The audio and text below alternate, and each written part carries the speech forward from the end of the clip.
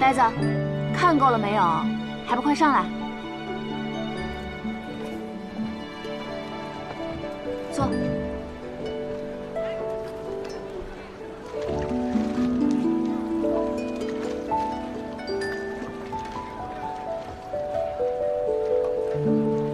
打扮的还挺精神。今晚是7月半，是你的节日。我的节日？我又没死，为什么是我的节日？穷鬼也是鬼嘛。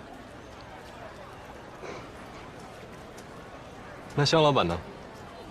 我孤魂野鬼。香老板坐拥枕楼，每天有这么多人陪着你，还会觉得孤单啊？你知道我为什么叫它枕楼吗？高枕无忧。聪明。结果其他人都无忧了，烦恼都留给了我。但你的枕楼让很多人在京城有了容身之处。枕楼还是太小了，要是能有个1000座、10000座，说不定能容得下所有无家可归之人。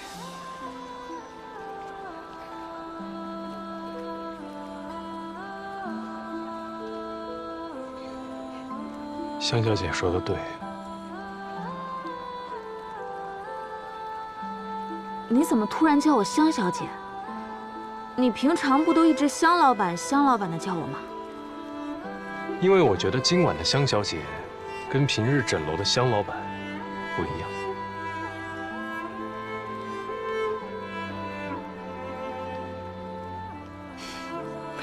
随你便，臧公子。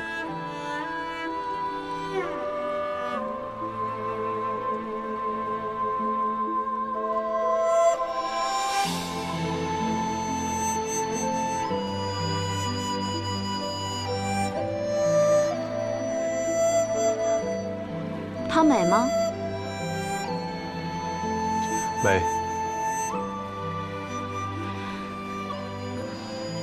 那她美还是我美？自然是香小姐更美。那我美在哪儿？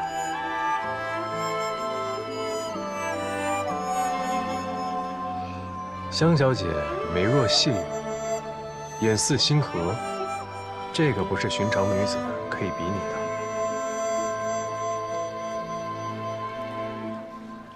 那我问你，你想不想常常见到我？回答不上来了。香小姐确定要常常跟我见面吗？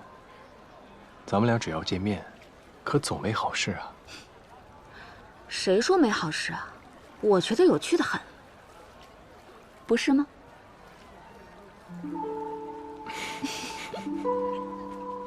没想到这儿有这么多河灯啊！今晚我让枕楼放出了10000盏，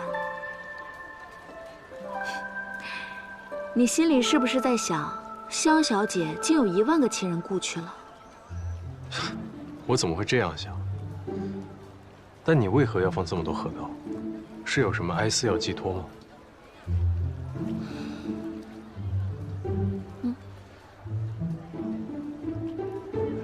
因为我有钱。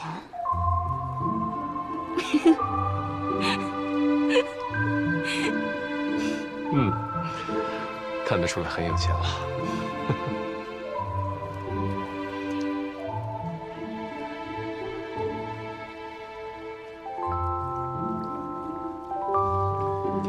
我听说，在河灯上写上亲人的名字，就能把自己的思念传递给他们。那你也写吧。听说你的父母亲人都不在了。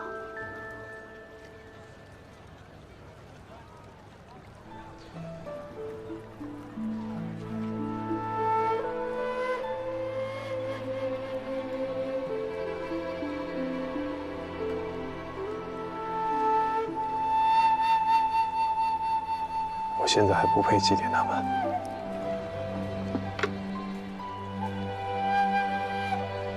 那就先把对他们的思念装在心里吧。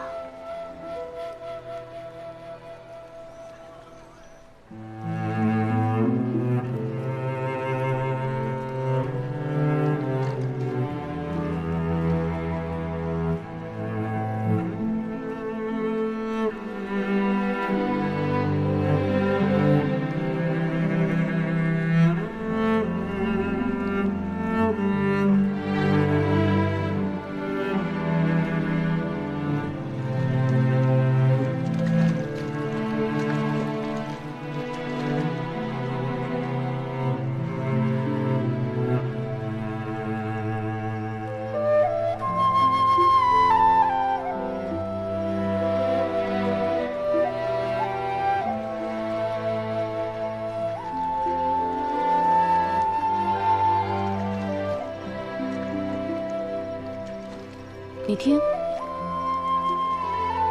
听到什么声音了吗？什么都没有，此处甚是安静。安静就对了，我就喜欢安静又广阔的地方。你躺下，那么拘谨干嘛？这椅子舒服吗？舒服极了。呆子，藏海，你那么会看鱼，这天上的星星你都认得吗？你看，天上的星星有28星宿，那边东方七宿形似青龙，其余西南北三方对应着白虎、朱雀、玄武。哎，你看，你看那几颗星星，哪几个？那几颗，像不像是一个撅着的小嘴？小嘴，不像啊。有一点点。不过你说的这4颗星呢，叫基宿，旁边是尾宿，它们组成了青龙七宿的龙尾。我觉得不像龙尾。哎，你再看那几颗哪几颗？啊，像不像是一串脖子上的珠宝？你笑什么啊？不像啊？像。香小姐还真的说对了，你说的那几颗星叫碧宿，别国还真的把它当做珠宝美人的象征，是吧？那这么说来，我也会看星象，我看的比你有趣多了。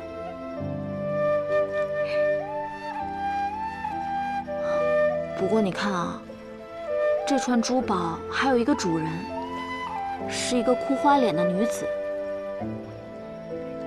美人虽然珠宝在身，但是这满天的星星都是她的泪水。泪水。那她为什么哭了？她应该是一个被远嫁的女子，终其一生都不快乐。她在异乡等啊等，等了一辈子，也没人接她回家。那她远在家乡的亲人，一定很思念她。那我就不知道了。也许她的眼泪流干了，她就不再想着回家这件事了。没想到你还挺会编故事的。八公子的戏本，不会是你编的吧？这世上文采斐然的人，也不止你一个。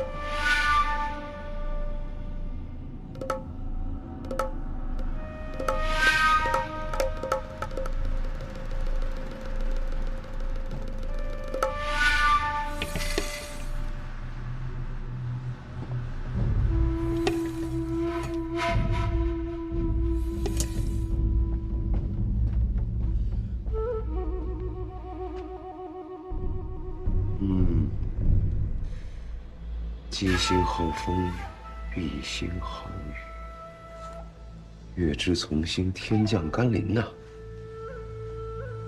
中州久旱之地，终于要降雨了，大吉呀！月离雨毕，彼滂沱矣。雨若不止，洪水必起。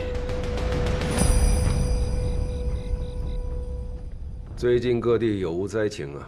回大人，公布的水文汇报，除了离京城不远的中州附近旱魃为虐，3年没有降雨，其他各地降雨一切正常。沿海一带虽有风灾过境，但朝廷已经例行拨银赈灾，伤亡也比往年少了许多。大人，这谷物的情况也不错，江南水稻的收赏都比往年好。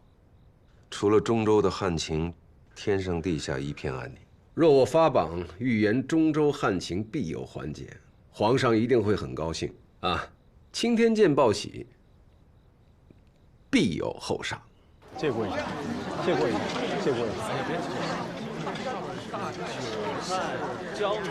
昨日的瑞兔祥云果然是大吉之兆啊！中州旱了那么久，终于要下雨了。我家就在那边，家乡父老终于有救了，大吉大利，大吉大利呀！哎，这位小哥，你是中州人，你们那边的情况怎么样？哎呀，中州旱得厉害，这几日日头周围还有一圈亮亮的影子，邪乎的很呢。哎，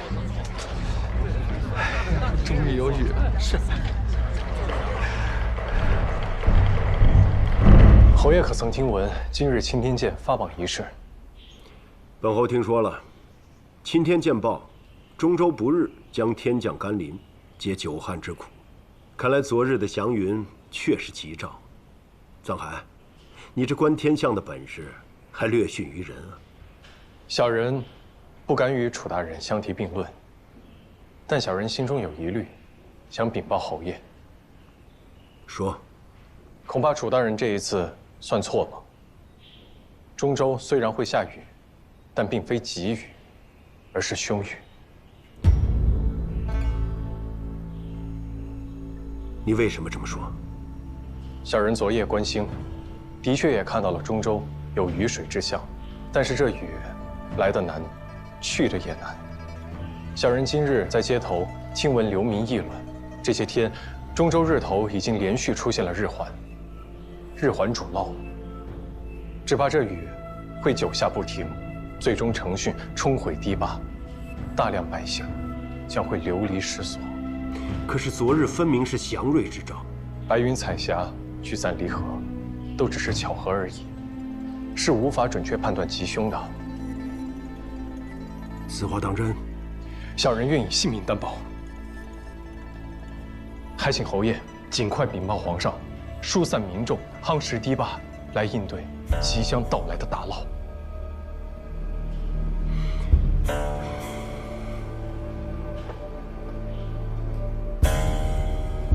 你的推测可跟别人提起过？那你就当从来不知道，本侯就当从来没听过。侯爷，这皇上此刻正高兴着，这个眉头本侯不想出。如果本侯将你推测的禀报皇上，万一你算错了，本侯岂不是作茧自缚？中州就算真有灾涝伤亡，也和本侯无关。那中州的百姓，那也是他们的命。此事不许再提，下去吧。是。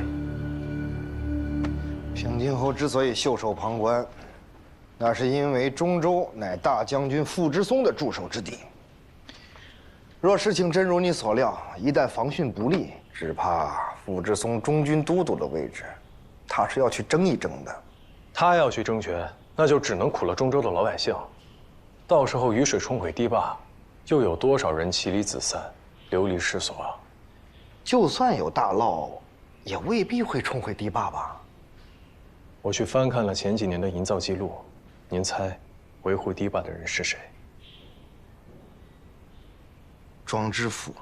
正是。以此人的贪性，这堤坝的石土中不知道混入了多少的芦苇秸秆。中州本就少雨，偷工减料原也看不出来，但如今久旱未雨，夯土早已风化流失，遇水则溃了。听起来真是凶多吉少啊！我之前不是还跟您说，只要有机会，我一定会将楚怀民拉下来，取而代之吗？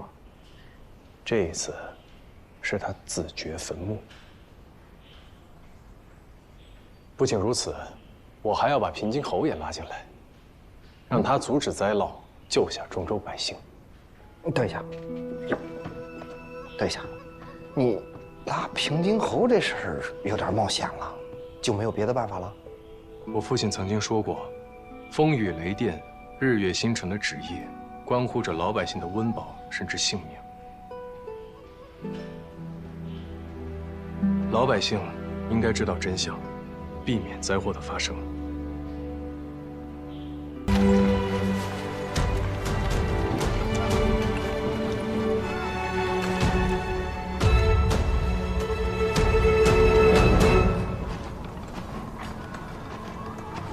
大人，风扇台再有3月便可完工。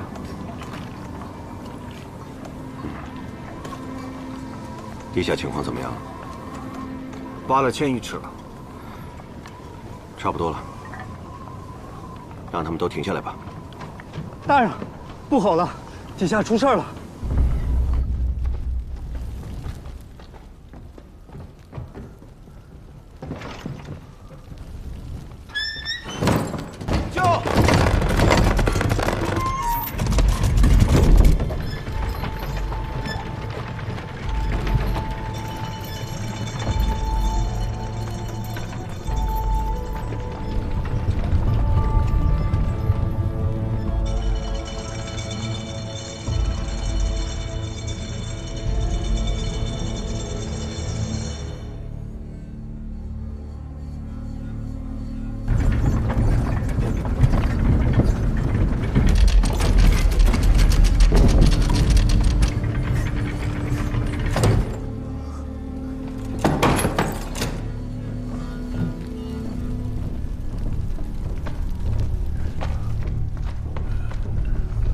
发生了什么？他们都怎么了？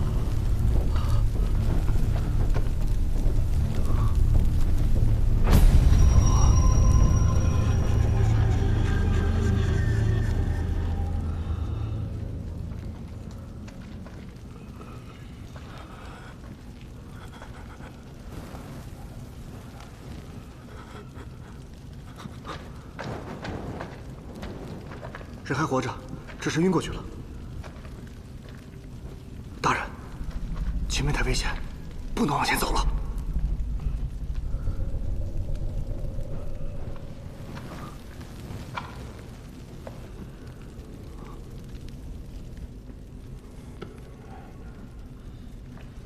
大人，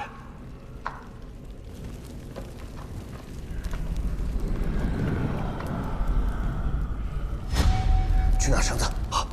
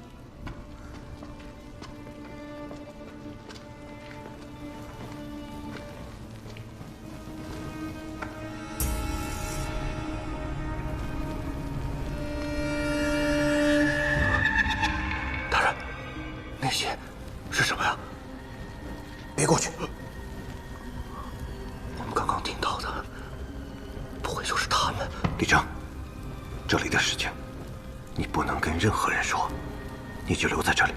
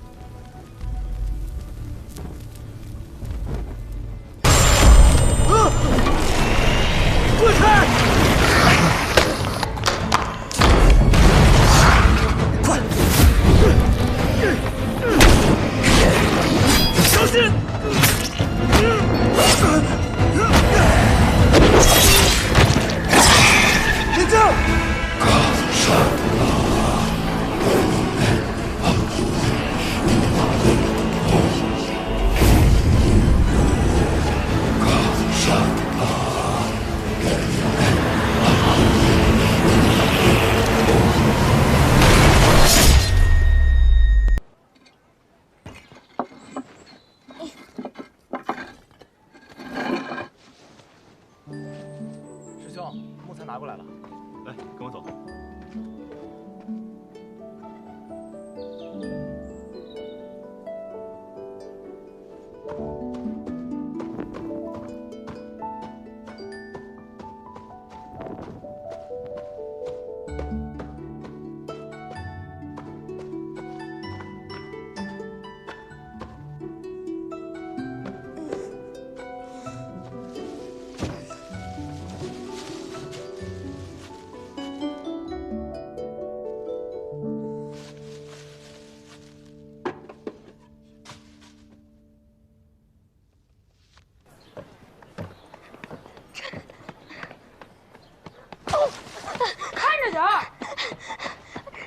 智奴，智奴，快出来，快出来！哎，人呢？我在这儿呢，怎么了？智奴，他们从东海回来了。什么？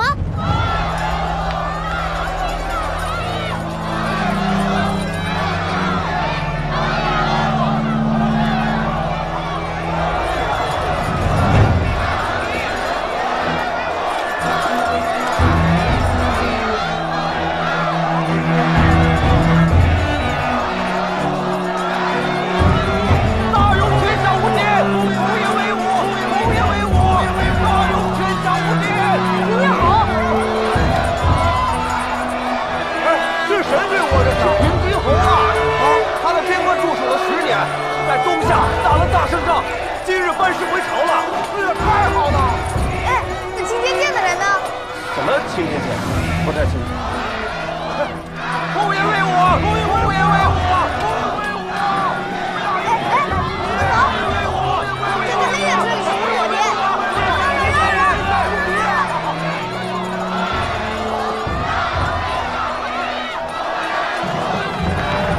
这是平津侯家的二公子，长得可真俊呐！是啊。这孩子生得真好看。来，走。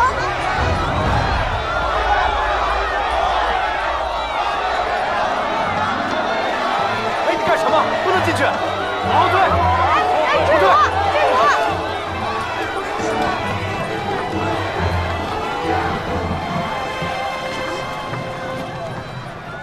怎么也不是？你是哪个？凭你也敢掀我的车帘？我不过是看了你一眼，又怎么样？又没掉块肉。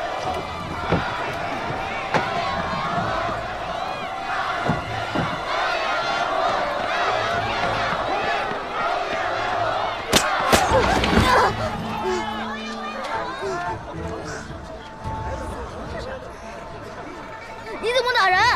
敢这样跟我说话，打的就是你！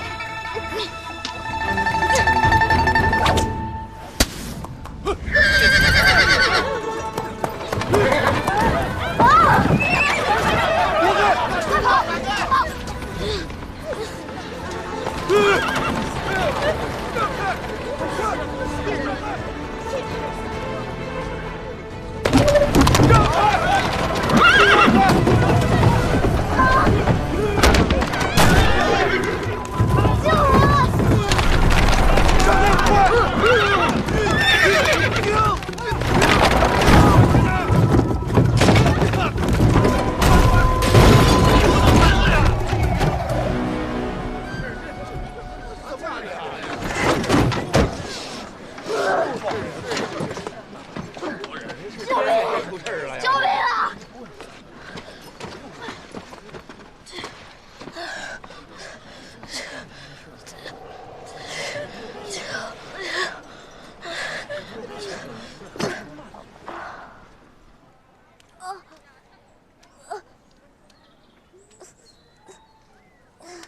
你轻点，小师兄。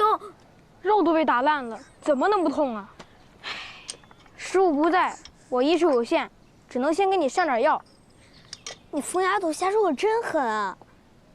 这2道口子，一横一竖，背上像背了一把剑。你怎么得罪他了？我没得罪他，我对天发誓，我只是想看看车里是不是我爹呢。谁知道他会这么生气？那什么来头？这么深切？呱呱呱！一群井底之蛙，连东夏郡主都不知道啊！你说什么？那女的是东夏郡主？东夏郡主来我们大雍做什么？东夏郡主可是皇上的贵客，哪被人这么怠慢？什么破蛮子！哎，我问你，我爹没跟你们一起回来吗？你爹是谁？我爹是青天剑监正蒯夺。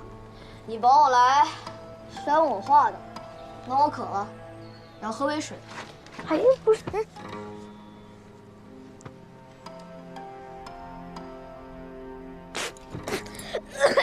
你这什么破水，浑浊不堪，喝着还一股怪味。不喝就不喝，哪来那么多废话？吃屎吧你！说，你见没见过我爹？我偏不说，看你能拿我怎么样？不说是吧？揍他！说不说？别打了！放下！别打了！说，说不说？我就不说，3个打1个，你们算什么东西？等我以后做了大将军，弄死你们！平津侯都回来了，咱们师傅怎么还不回来？也快了吧？应该是师兄们回来了。智奴，我去外面拦着他们。高胜，这里就交给你了，走走。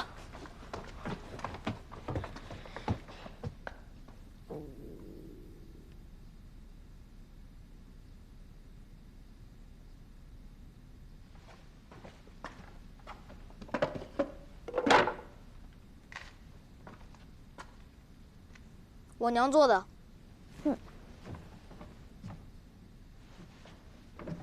快吃。哼，你肯定没吃过这么好吃的东西。我才……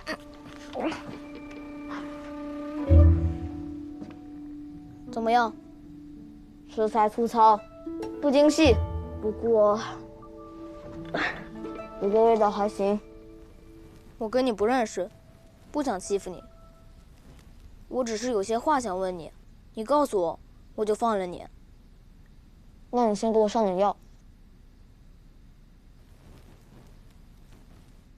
在我们回京的路上，听人说，风扇台塌了。风扇台塌了？对，你爹他回不来了。风扇台一塌，他们青天剑的人都被埋在地底下了。你骗人！我爹修的风扇台不可能塌，他是大雍最好的看运师。看运师也是人，风扇台就是塌了。我爹的手下说了，那些修剑的人都被埋在地底下死了。你胡说！我爹才没有死，他肯定没死。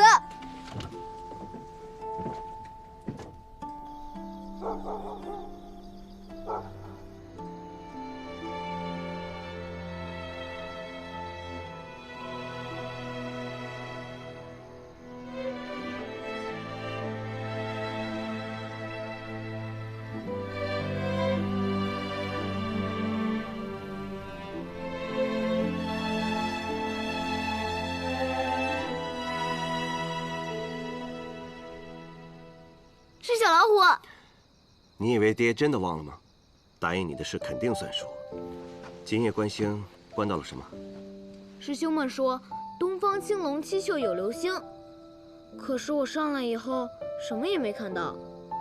无妨，那是新绣的流星，再等明年便是。只要你耐心等下去，总能看得到的。可是我明年再看时，爹就不在我身边了。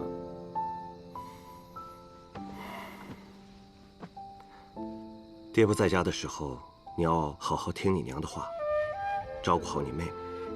等爹回来，给你做一个更大的，好吗？除了爹教你的堪舆营造，要多多练习，你还要勤于功课，多读书习字。有不懂的地方，问你娘。爹明天就要走了，那不如跟我去看看我的大工程吧。哦，走。爹，你看，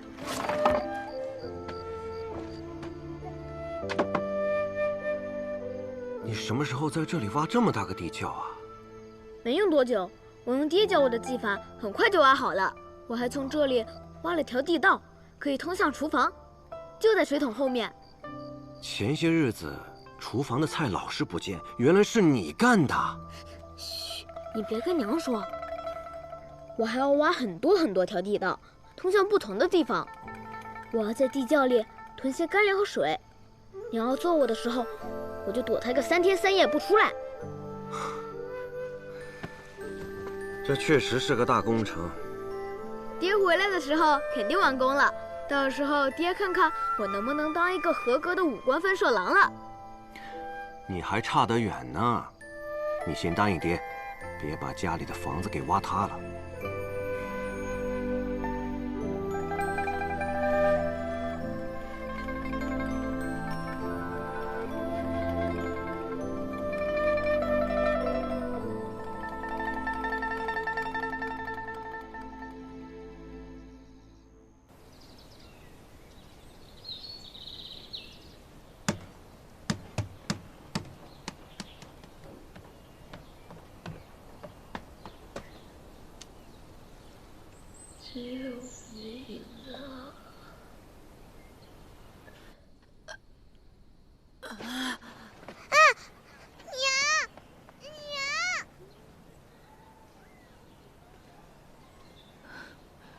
难怪街上一直有侯府的人在找他，原来被你们藏在这儿。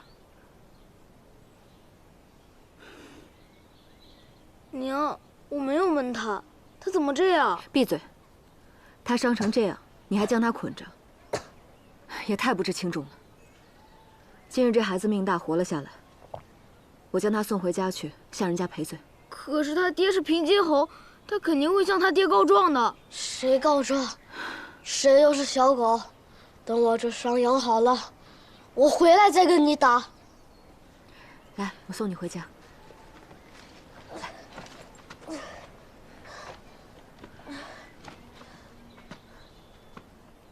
你们几个犯下大错，不可轻饶。关峰，你去后山砍够10日的柴，干不完不许下山。狗剩，罚你扫1个月的茅厕。啊！不许偷懒。至于你，将地道全部堵上，今后也不许再挖。娘，你罚我什么都行，别让我堵上地道，那是要给爹看的。是他说爹被埋在地底，我才会。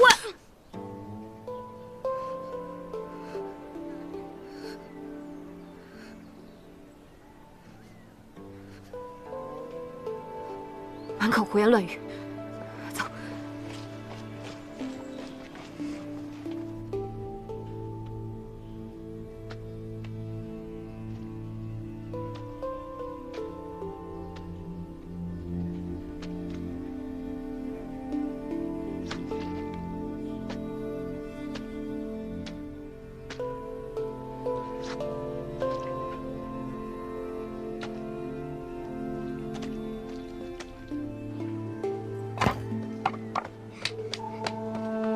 你在干什么呀？你走开！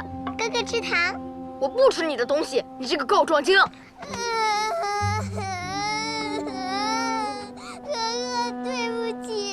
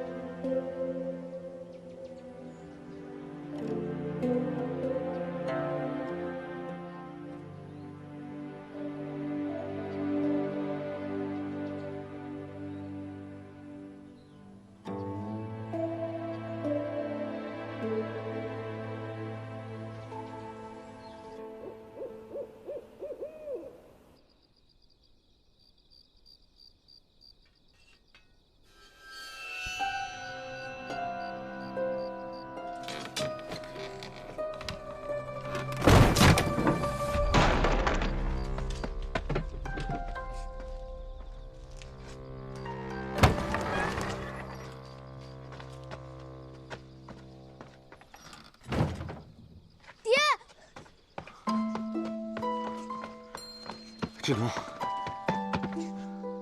爹，你回来了，我还以为你死了。没事没事，爹这不就回来了吗？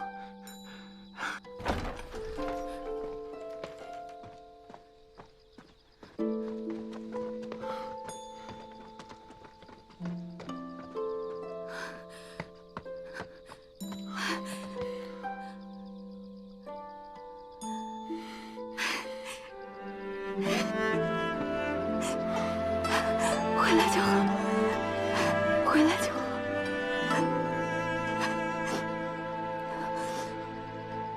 赶紧收拾东西，叫上所有人，今晚就离开京城。今晚就离开？发生什么事了？来不及解释了，在路上慢慢跟你说。去，先把乐奴叫起来。快，志奴，把所有人叫起来，快，要快！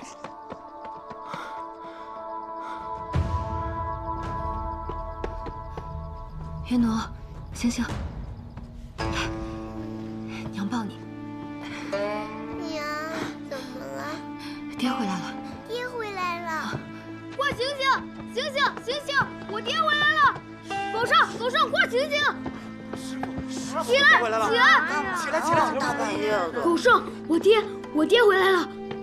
师傅，师傅，师傅，您回来了！师傅，师傅，都起来了，大家赶紧收拾好东西，我们要连夜离开这里。我们要去哪儿？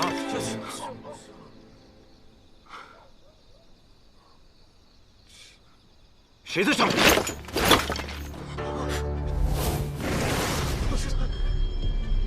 快跑！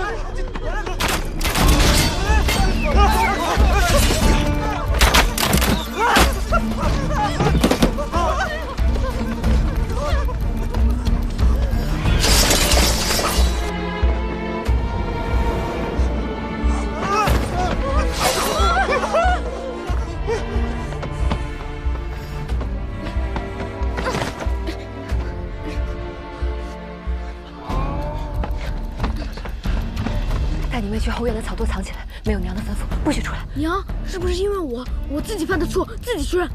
滚，不是你，快去，快走！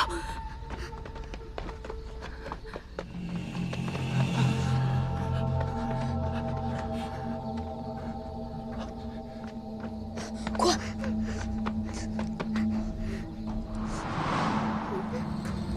走！月奴，藏进去，你在这躲好别出声，我过去看看。等我。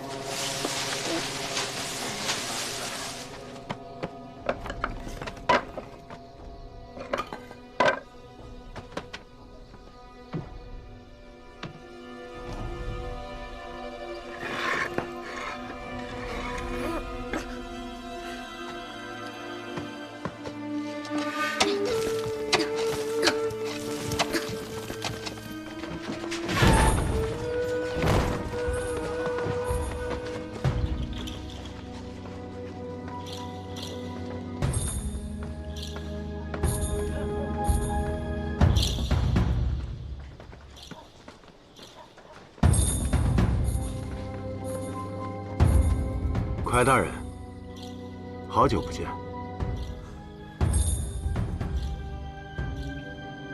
侯爷来得突然，有失远迎。你奉朝廷之命，监修封禅台，为何私自回京？快夺有罪。是罪在封禅台坍塌，还是罪在拿了不该拿的东西？下官听不懂侯爷的话。听说蒯大人儿女双全，曲江，还不快把他们找出来？等孩子到了面前，蒯大人可能就听懂了。是。下官有罪，应该由朝廷责罚。我就是朝廷，把东西交出来，我免你一死。我不明白你要的是什么。那就别怪本侯对你不客气了。曲江，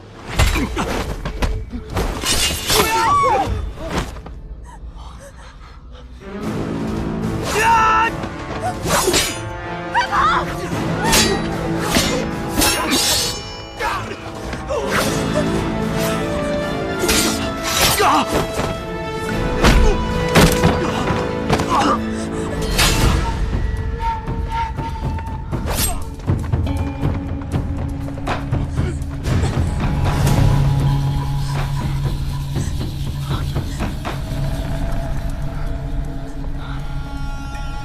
东西藏在哪儿？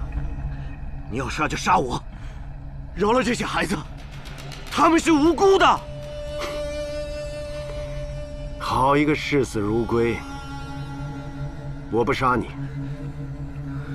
但你要看着他们一个一个因你而死。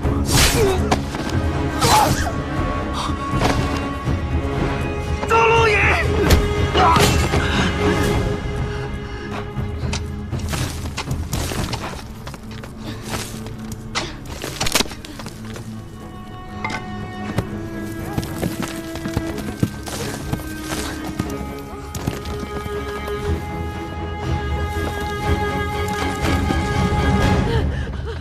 快躲起来！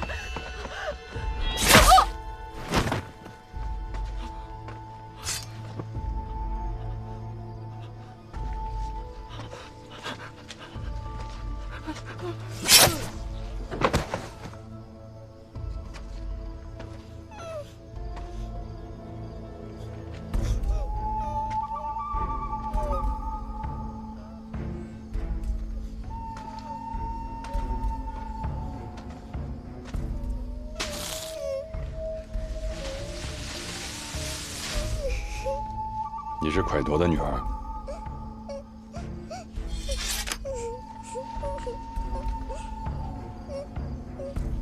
来，我带你去见你爹娘。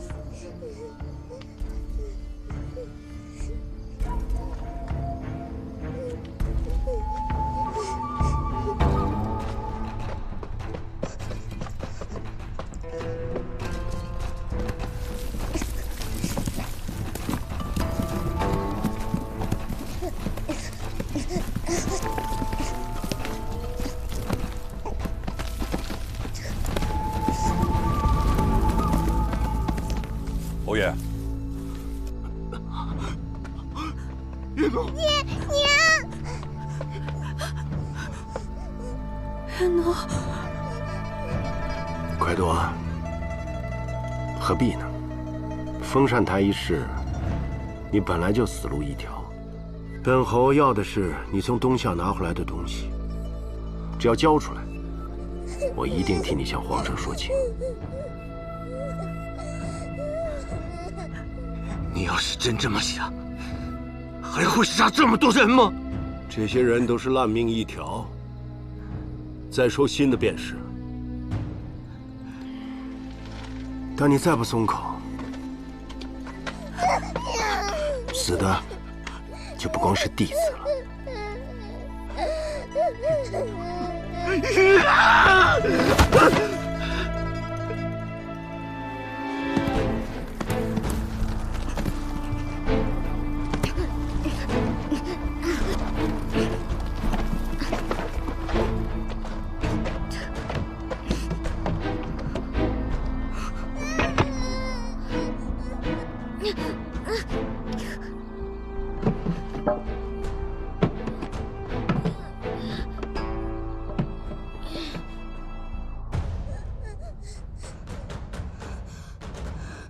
如果再不说，我就先杀你儿子，再杀你女儿。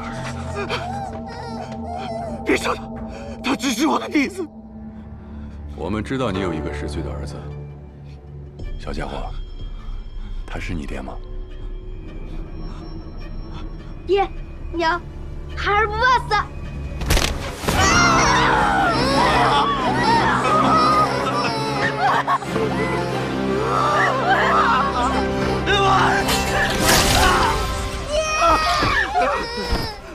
别杀他！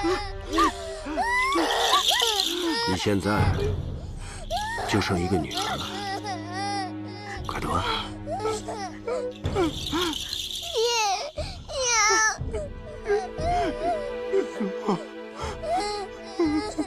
月奴，快，不怕了。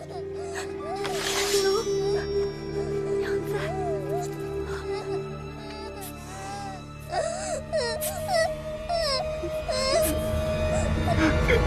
对不起。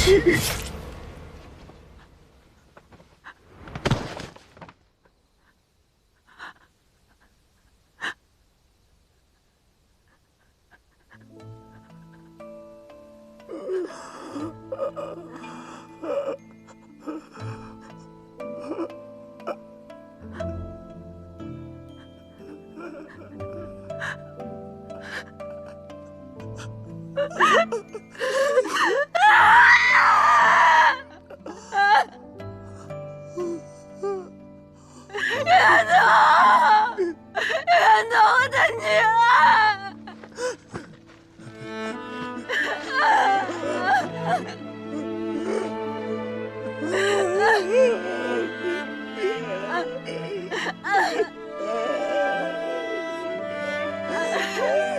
现在就剩下你的妻子了，我会把她带回去，一根一根切下她的手指。到时候，你还能忍住不说吗？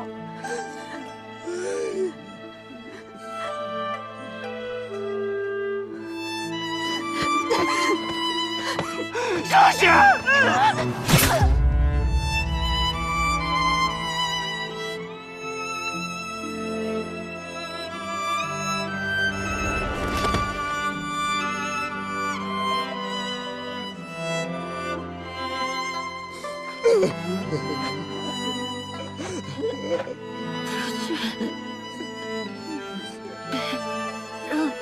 他们得逞。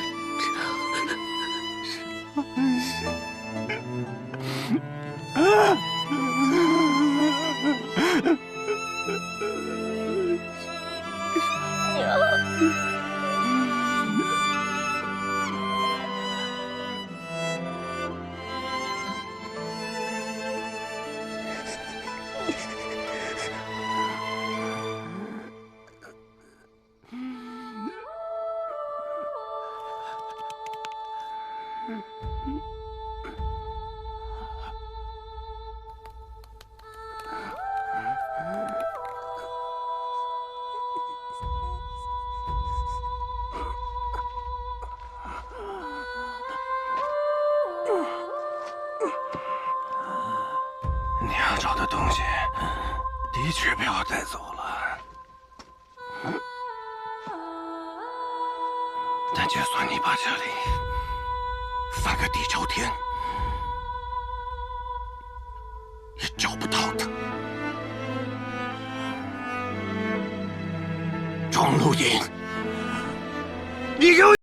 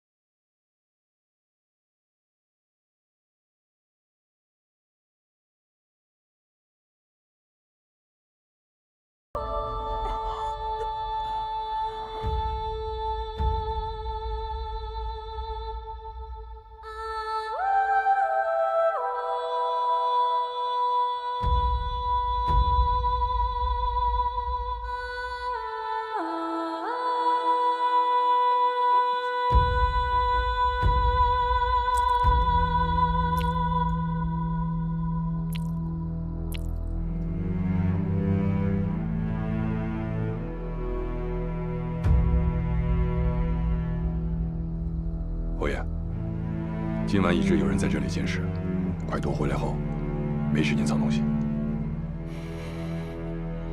搜他的身。是。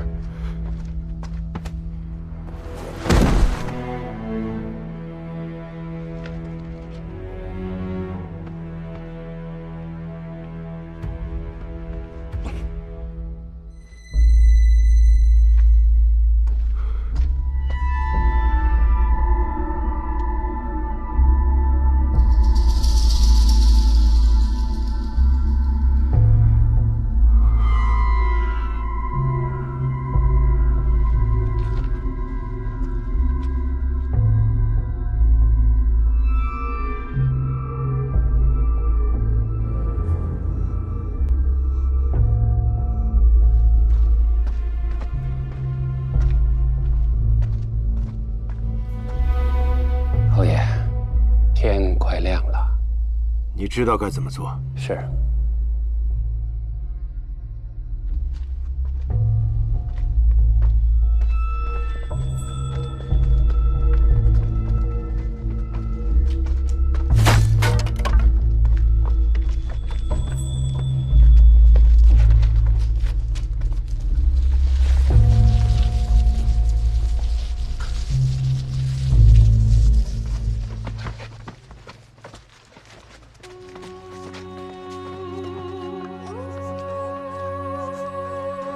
把值钱的东西都搜出来，带走。是。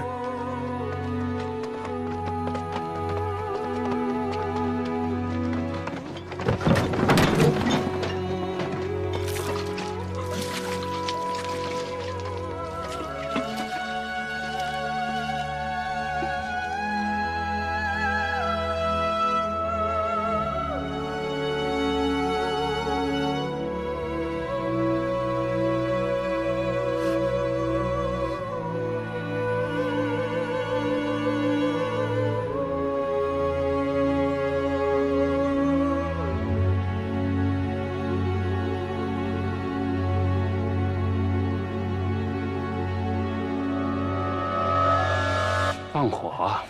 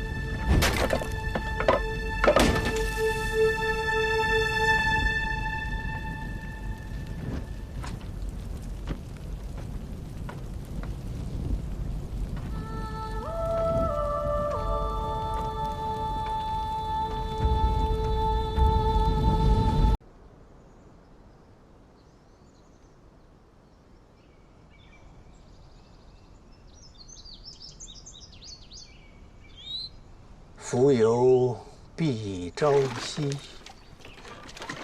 惠姑宜春秋。渺渺上古历，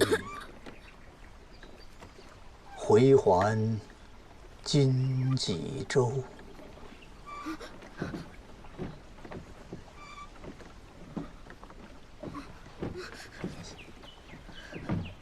醒了。 喝口水。你是谁？我是你父亲的旧友。我为什么要相信你？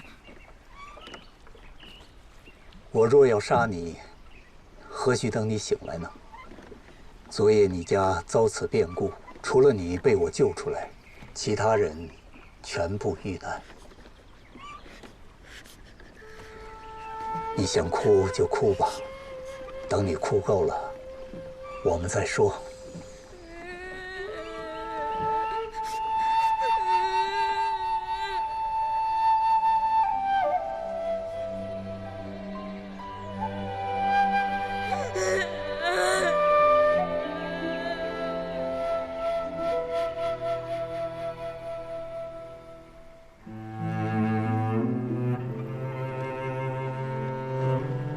我们到了。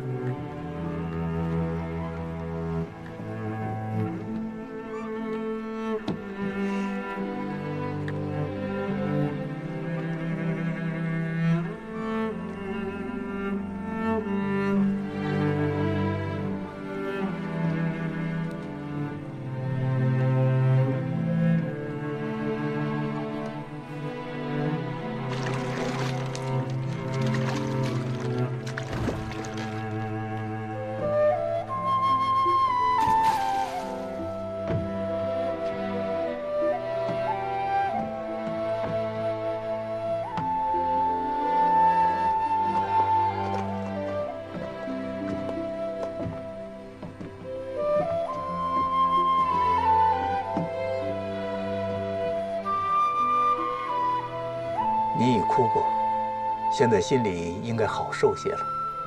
是不是有很多话想问我？你父亲回来之前和我书信约定，由我接应你们离开京城，但我来迟了一步。我要为他们报仇。知道你的仇人是谁吗？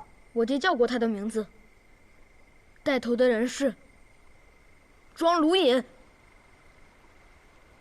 怪不得有如此手段，原来是平津侯。可你爹和他无冤无仇，他为什么要这么做？他找我爹要一样东西。什么东西？我不知道，我爹没有说。你爹从东夏回京带了一样东西回来，而平津侯为此不惜灭你满门。如果被他知道你还活着，会非常危险。昨夜的一切你已无法改变。你确定要报仇吗？如果不能报仇，还不如死了。如果你愿意照我说的做，我有办法帮你。求您告诉我。平津侯位高权重，想报仇需要时间。你要蛰伏学习技艺。要多久？至少10年。我会送你去学艺的地方，以后就靠你自己了。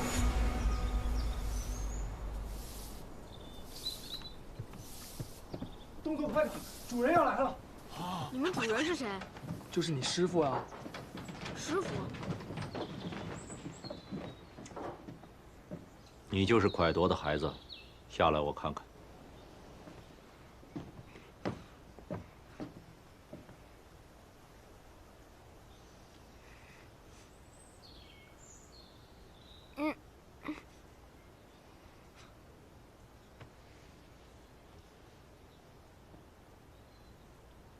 我先要跟你说清楚，你在我这个地方不会有任何优待。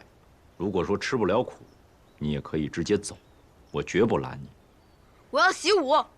你筋骨松软，资质平庸，根本不是习武的材料。我已经为你设计了复仇之计，你只要照着这条路走下去，一定会得偿所愿。我要亲手杀死我的仇人。如果不是高强武术，我就不学了。报仇一定要靠武力吗？那还能靠什么？靠的是信念。你若持有此念，天下之术皆可杀人。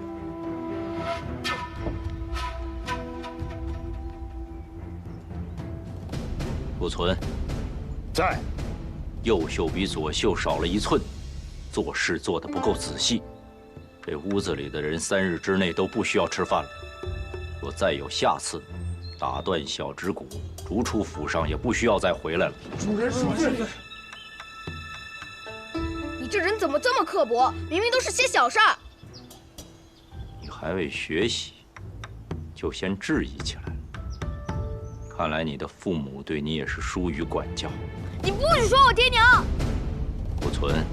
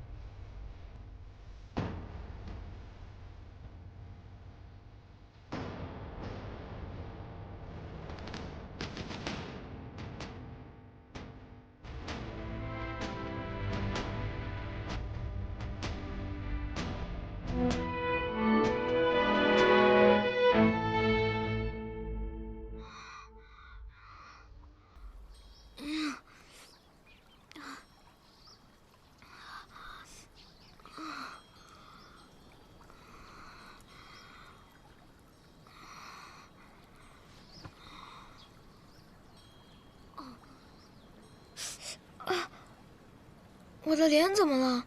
小孩别慌，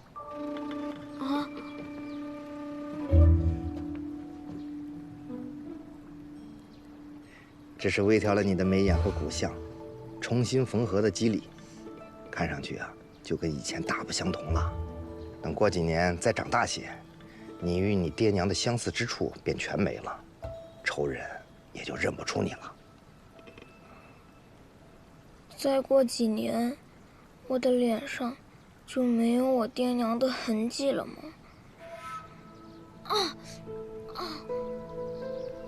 我问你，你背后的伤什么时候受的？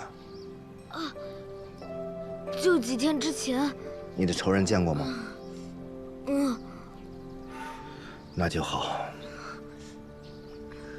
你背后这个伤啊，实在是太深了，星斗只能尽量处理，让伤口愈合得快一些，疤痕尽量浅一些。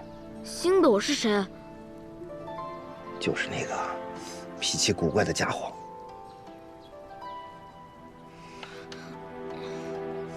那你又是谁？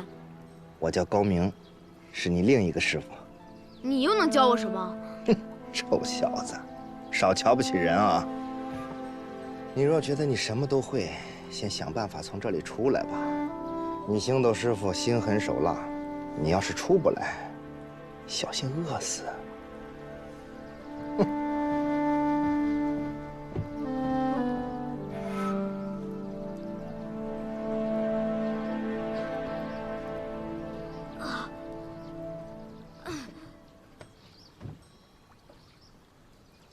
你先让我吃饭，等我有了力气，再来解榫卯。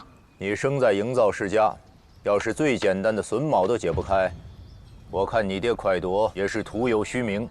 不许你说我爹！你答应过恩公要教我复仇之术，我就不信你能把我活活饿死。我确实是答应他教你复仇之术，可你现在变了样子，大不了我再找个别的小孩替了你便是。想考我，我爹都教过。我现在就出来给你看。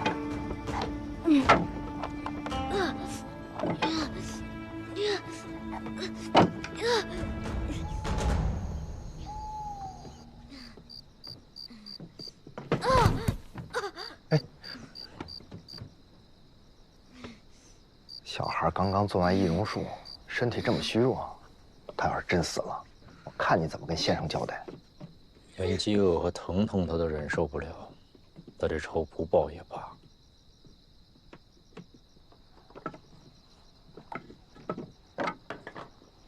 小小年纪，秉性如此坚韧，实在是个好苗子呀。走吧。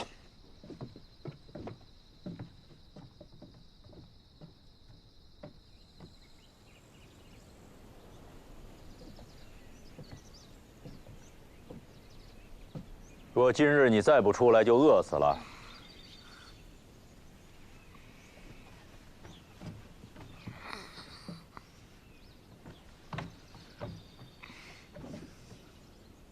你讨厌我，因为你讨厌我爹。我爹精于易学，是世上最好的看愈家。你技不如人，你不服气。你说你爹精于易学，那前朝有一个易学大家叫何梦贵，你知道吗？当然知道。那你把他写的《赠饮训斋异术》背给我听。直策不虚弹管路，太玄修复问杨雄。管路自幼喜爱观看星辰，杨雄少年就好学，留下了著作《太玄》《易经》，包藏了宇宙最深的智慧。学会了它，你也能成为像他们那样厉害的人。来，我们继续背。只今风起从何入？知得风来是巽翁。风起于清平之末，君子要谋时而动，顺势而为。你要复仇，就要学会风的变化莫测。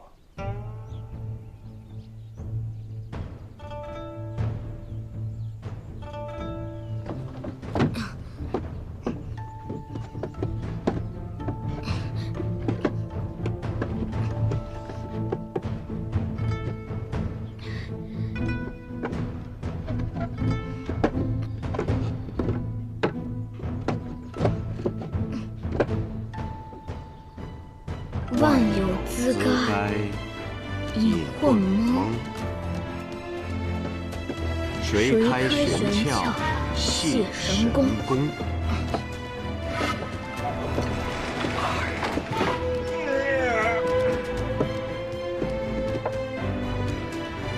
哟，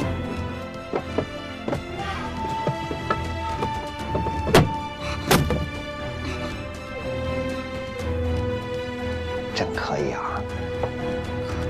易经四圣，西周孔，树冠三天，先后中，直策不虚堂馆路，太玄修复问杨雄。指今风起从何入？知得风来是迅风。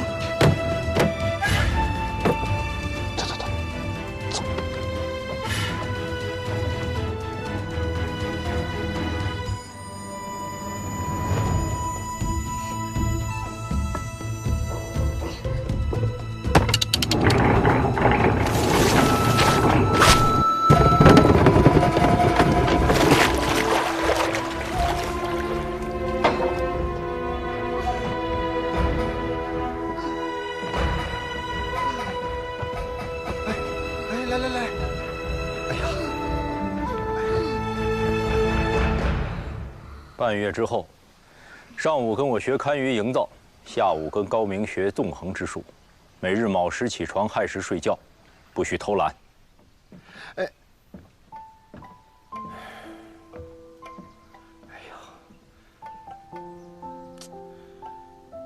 孩子，饿了吧？走，吃饭。慢点啊。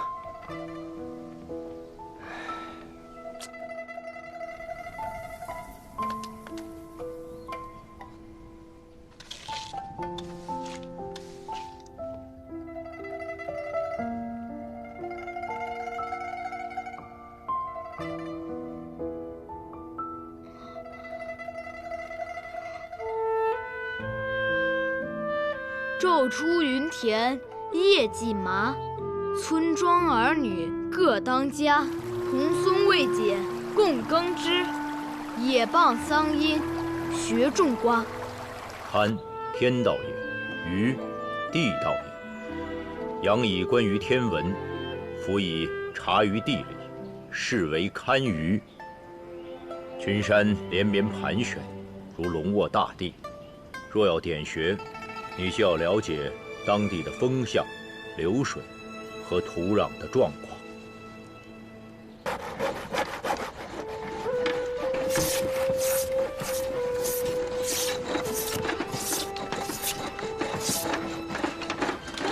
伸手。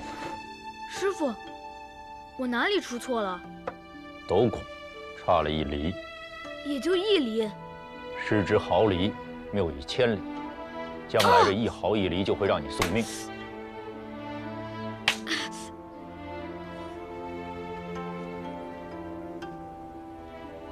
师傅，你现在长胡子了。今日师傅给你看看真本事。哎，你们干嘛呢？都给我走开，走开！没长眼呐！县太爷都路也敢挡？记下来。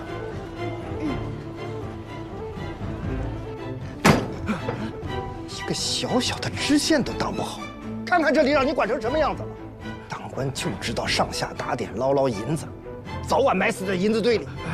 是。要不是本官赶在御史前来到此地，你的所作所为传回去，恐怕有几个脑袋都不够掉的。是。来，本官给你一个改过自新的机会，贪了多少，就还多少。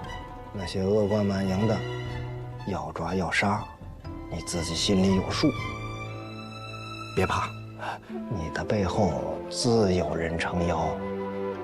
是。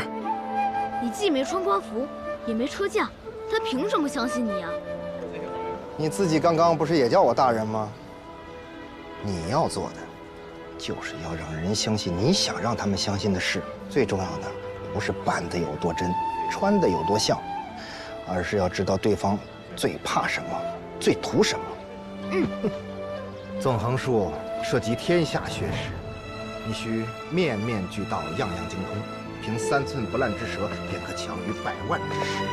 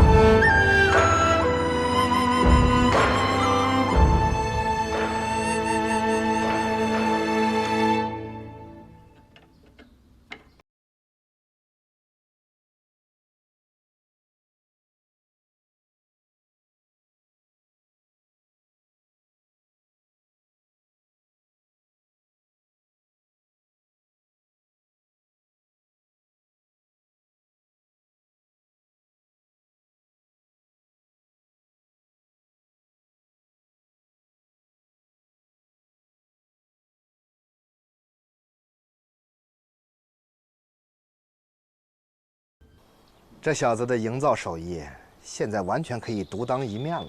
你都快让你徒弟比下去了，不慌吗？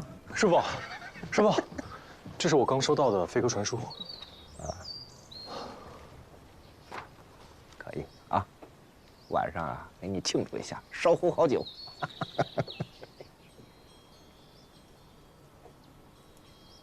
师傅，这信上说什么？你有一位新师傅，马上就要来了。啊，我还有新师傅？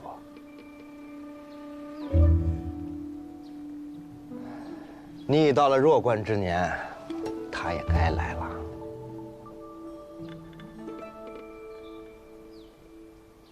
感觉你们俩今天怪怪的。这个新师傅很厉害吗？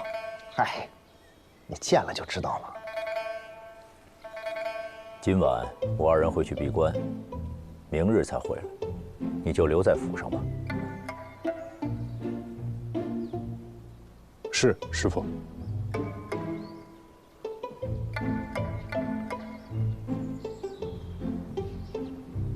来，你啊，到镇上打一壶好酒，给你这新师傅，最好是桂花酿。啊，行，我知道了。我还是不放心呀，要不师傅留下来陪你。高明，哎呀，这好，我走了。嗯，放心，放心吧。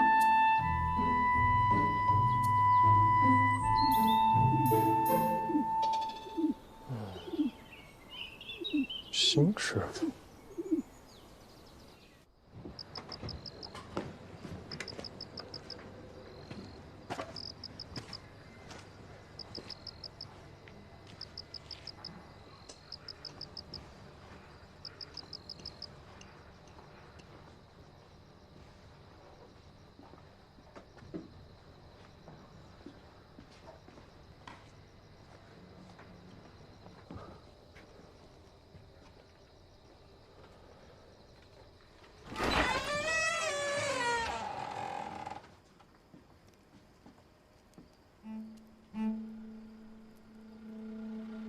把门关上。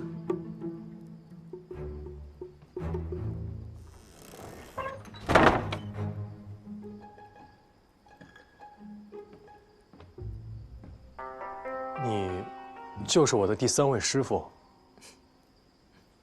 怎么，没想过你的新师傅会是个女人？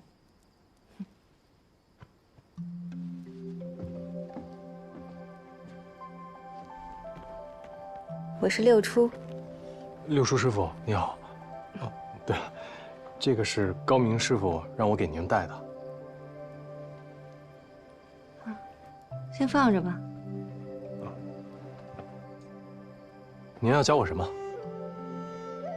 怎么，他们没告诉你吗？哦，他们俩提醒您都怪怪的，我还以为以为您特别可怕呢。那你觉得我可怕吗？我是来教你男女之事的。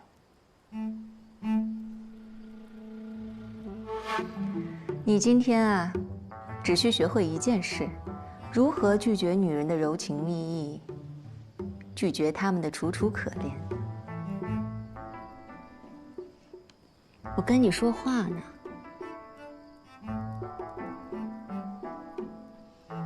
不过，如果你学不会啊，也没有关系。毕竟我今天的样子啊，也不是谁想见就能见着的。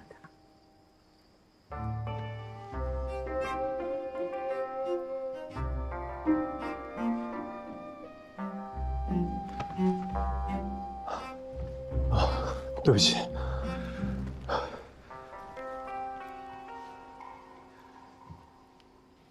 怎么了？我以为你是来叫我复仇的。啊，知道用痛苦去压制欲望，还不错。不过这次你虽然凭着本心抵御了一时的诱惑，但往后啊，若是真的遇到真正动心的女子，可不一定能像今日这样了。将来的路上，你会遇到很多人，有男人、女人、敌人、友人。男人如石，刚强之力义不容辞；女人如水，温柔坚韧，情深似海。这情义二字，里面的学问可多着呢。可，这世上最难防的是真心。真心？连真心也要防备吗？你上次见你爹娘，是10年前了吧？你还记得清他们的模样吗？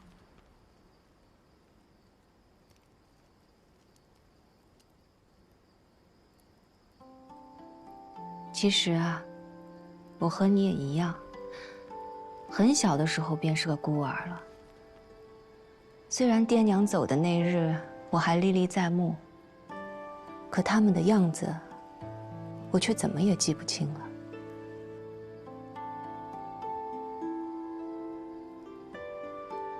你说，我这样算不孝吗？当然不是。你只是不忍想起而已。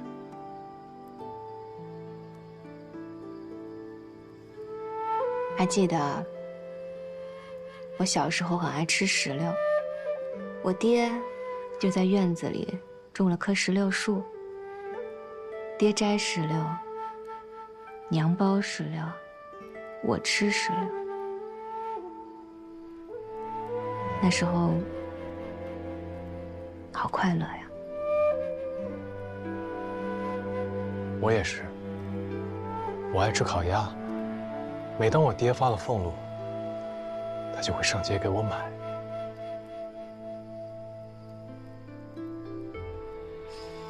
可谁成想，那就是我这一生中最后的快乐时光。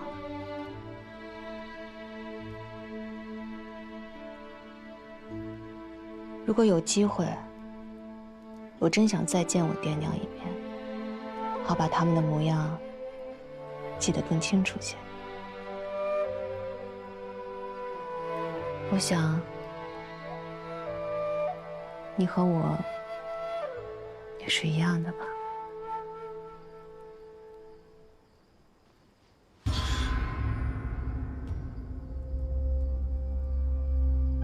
如果我是你的敌人，此刻你已经死了。抵抗欲望的诱惑不难，难的是抵抗情感的诱惑。这不公平。这世上哪有那么多公平啊？许多事也没有机会重来。我明白了。我要把心封得更紧更密，一丝风都透不进来，对任何人都不动真情。可这么做还不够，你不仅要将自己包裹起来，还要把情绪练得炉火纯青，让人觉得你哭是真的，笑也是真的。这样一来，就没有人会发现我隐藏了真心，自然就不会有破绽。话虽这么说，但你做得到吗？我一定能做到。你还年轻，虽然聪明但骨子里却是个性情中人。这或许会成为你日后复仇路上最大的障碍，但也许会是你日后取胜的关键。走了。六叔师傅，那今日这一关，我算是过了吗？我这门课跟你那2位师傅的不同，情感之事，有些人生下来就会，有些人学一辈子也不明白。你记住，今日这关你只过了一半，今后务必小心谨慎，切不可轻易动情。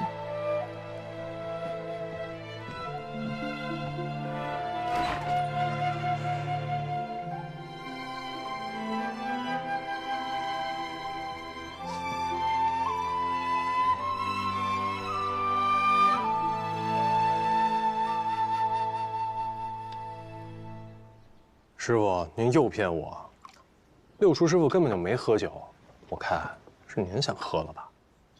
你六叔师傅在京城，见多识广，看不上咱们这儿的小酒也正常。那您就不担心我吗？六叔师傅那一关，我只过了一半。情感之事是需要天赋的。六叔这关你能过一半，已经仅次于我了。你看你星斗师傅。他那个心简直就是一块石头，不然怎么会躲在这深山老林里真不怕把自己闷坏了。他那样的人，谁也骗不了他。而你呢，重感情，最容易被骗了。那我要什么时候才能出师啊？哎，傻小子，活到老，学到老。才是我们这行的为人之道。那我不是永远都赶不上您了？因为您比我老你个臭小子，你骂谁老呢？你站！徒儿不敢，徒儿只是想快点学会师傅的本事。师傅请。有句话叫“欲速则不达”，总有一天你会明白，这世上最厉害的本事。是用真话、实话来骗人。师傅像你这么大的时候也觉得这个道理很深奥，后来亏吃的多了，才慢慢懂了。师傅的意思是，我仍需磨砺。师傅的意思是，你小子又被骗了。你师傅我天赋异禀，天生会骗人，你怎么能相信有人能让我吃亏呢？太嫩了！来来来，给你。恩公，先生，好些年没来看你了，都长这么大了。解解看。将军所。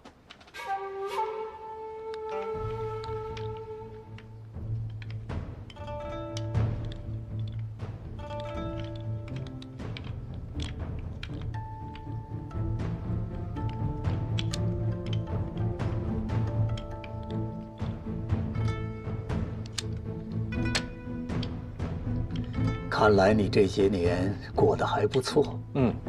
师傅们都待我很好。听他们说你学了不少本事，每天卯时起，亥时睡，从来不曾懈怠。你不觉得憋闷无聊吗？无聊的时候就数数庭中的砖和瓦。那地上有多少块砖呢？ 3381块。房上有多少片瓦？48300片。你家当晚死了多少人？我家有门生10人，被黑衣人所杀。我看着师兄狗剩被人碾断了脖子，我的妹妹、母亲均死在剑下。那晚，一共死了14人，距今3325天。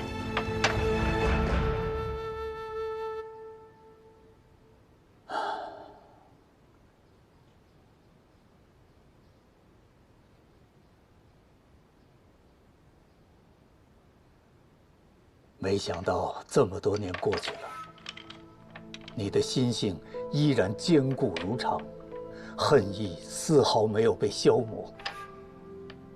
你在这里无忧无虑，我以为总有一天会淡忘。师父教我的，仇恨不用写在脸上，放在心里就好。心是自己的，别人看不见；脸在外面，人人能见。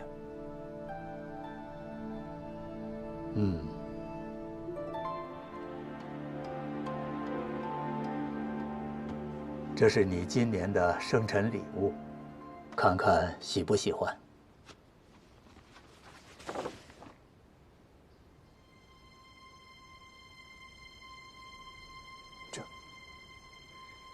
他就是你的仇人，平津侯庄卢隐。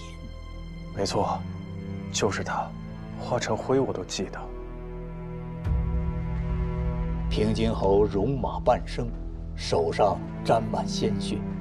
他不仅武功高强，而且生性谨慎多疑，无时无刻不穿着一件金丝软甲。他身边的护卫密不透风，你要想杀他，难如登天，只能智取。那我要如何才能接近他？你要找个机会，成为他的幕僚。所以师父一直教我纵横之术。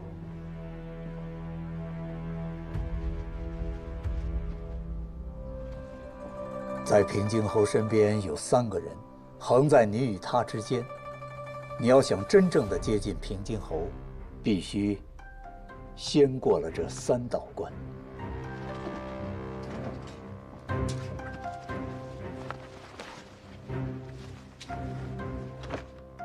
此人名叫瞿娇，是平津侯的贴身侍卫，也是他的府兵统领。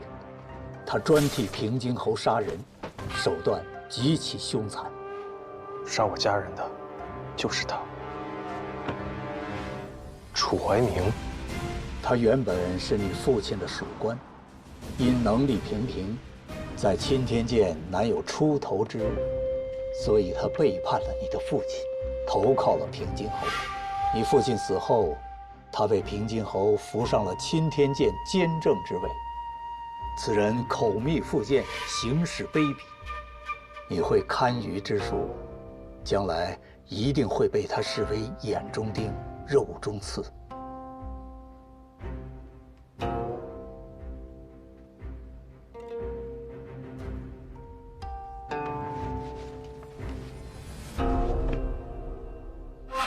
这个人叫杨真，是平津侯的第1幕僚。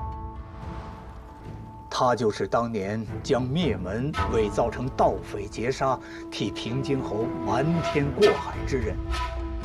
此人颇有心机，深受平津侯的器重。他也牢牢地把控着侯府的一众幕僚。你若是进了侯府，崭露头角，必会遭到他的打压。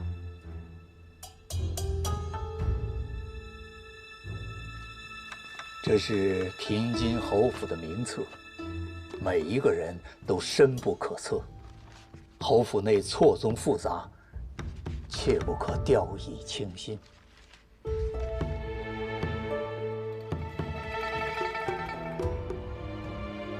恩公，您给我看这些，难道是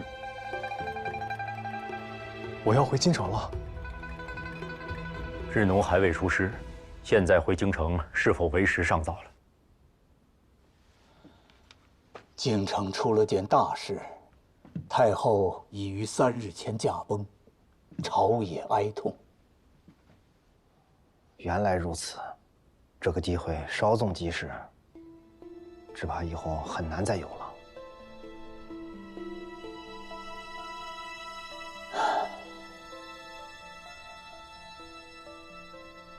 智奴，乾隆必须入渊了。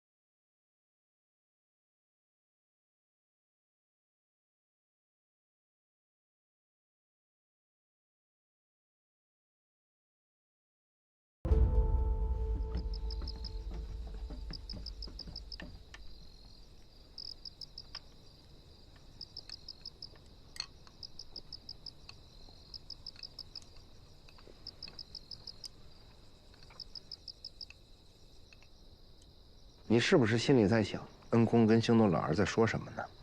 太后驾崩为什么是个好机会？师傅，你会和我一起去京城吗？当然了。真的？一想到要一直跟你待在一起，烦也烦死了。我不烦。师傅，吃白果。这还差不多，你想的懂事。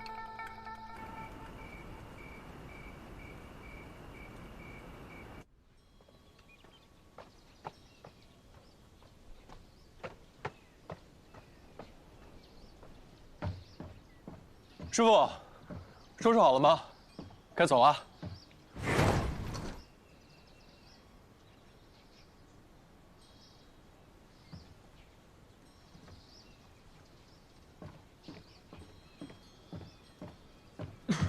信了，师傅。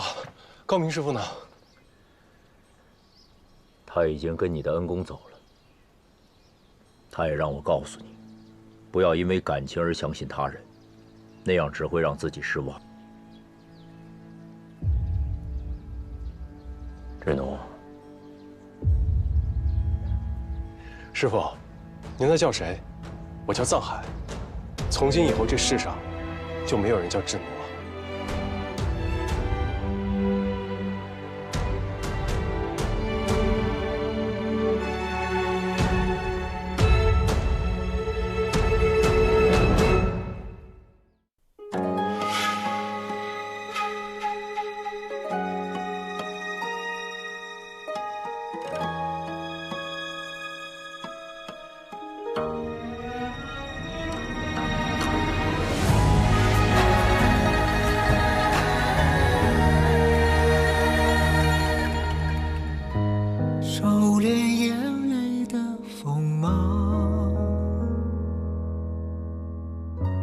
掌心念着危险的渴望，惊涛笑里藏，惊雷无声响，城府深，深不过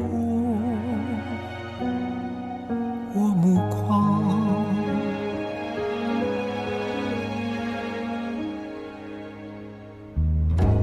阴谋是我护身的衣裳，阳谋是我纵横的刀枪，用隐忍的狂，稀释道的脏，也不黑是因为我心滚烫。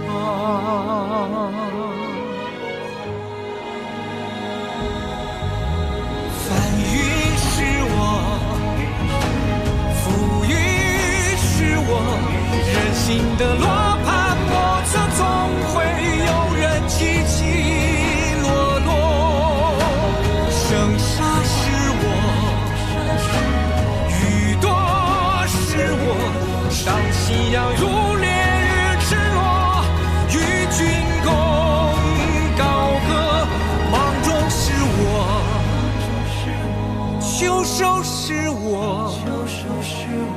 天下是我，苍生